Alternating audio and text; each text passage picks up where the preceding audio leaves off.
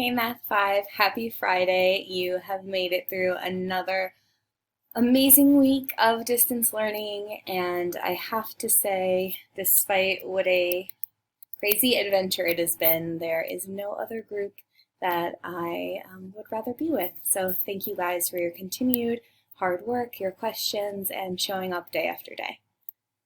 For today, something cool to show you, something a little different.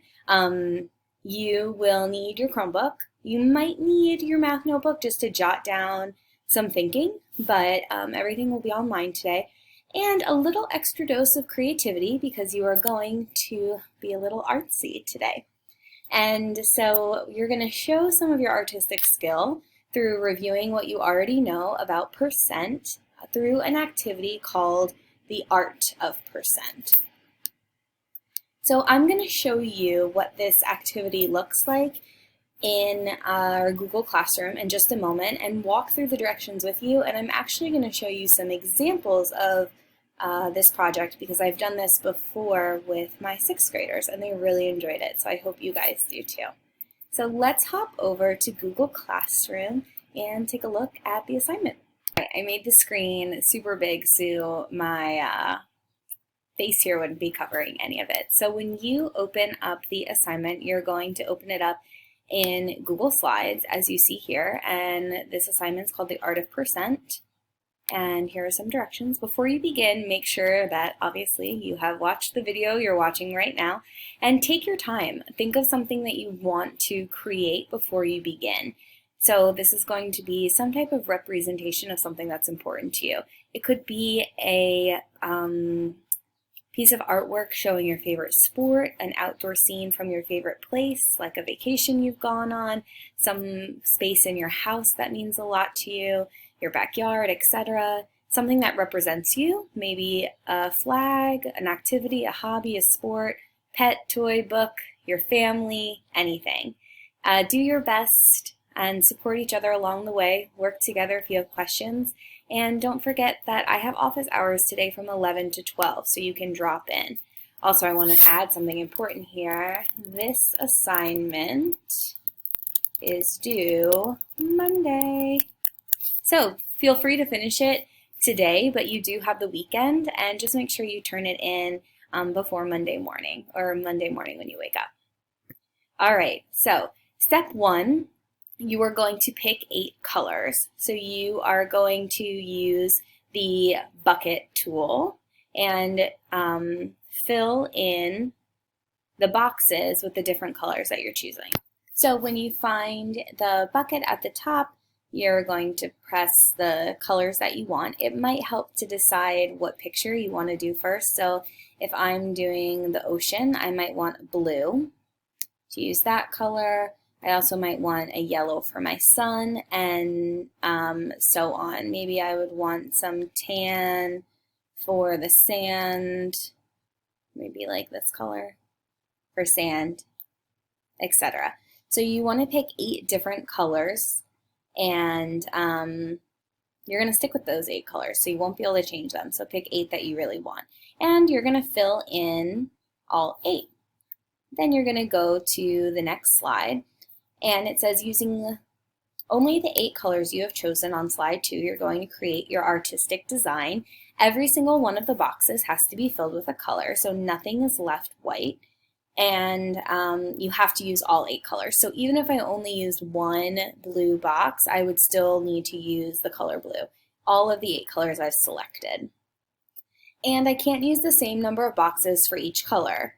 For example, I wouldn't use 10 orange, 10 yellow, 10 blue. There needs to be some variety with your colors. When you're done your representation, and I'll show you some examples momentarily, you're going to fill in this chart. So again, you're going to fill in the color. So I'm going to go back to my bucket, find my blue, and number of squares used in the design. So let's say that I had 23 blue squares. Oh, I'm sorry, total, yes, number of squares used in the design, 23. Total number of squares, you're going to have to figure out how many squares there are. Hint, there's 100. So I need to write the fraction in simplest form, so I would do 23 over 100. That can't be simplified. and then I'm going to write it as a decimal. If I can say the fraction 23 hundredths, I can write it as a decimal, 0.23, and then as a percent. Remember, percents are out of 100. So boom, 23%. And you're going to do that for all 8 of your colors. Then finally, the last slide has some questions. And at the bottom here, it says answer the questions in the yellow boxes by putting a text box in and typing. So you're going to go back up to your toolbar here and click text box. I'm going to create a text box, and then I can type in my answers. So this question says, what color had the largest percent of the piece of art you created? Let's say it was yellow. I would write yellow. What color had the smallest percent, etc. You're going to answer those questions.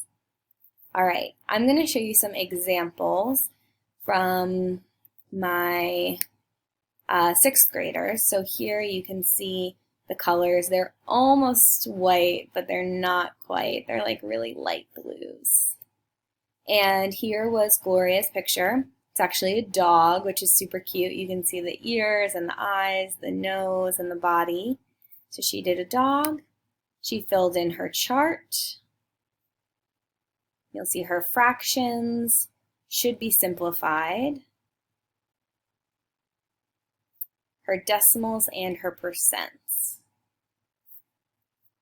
And she did text boxes to answer. Also, something she did was showing her work. She justified her thinking there. I think there's a little typo, but that's okay. We'll change that for her. Another one, I'll just show you a few more pictures. This was Charlie's. He did a Christmas tree. They did theirs around the holidays. Again, same thing, filled in his chart and wrote the fractions, decimals, and percents. And I'll show you one more. This is Catherine's, and she did an anchor.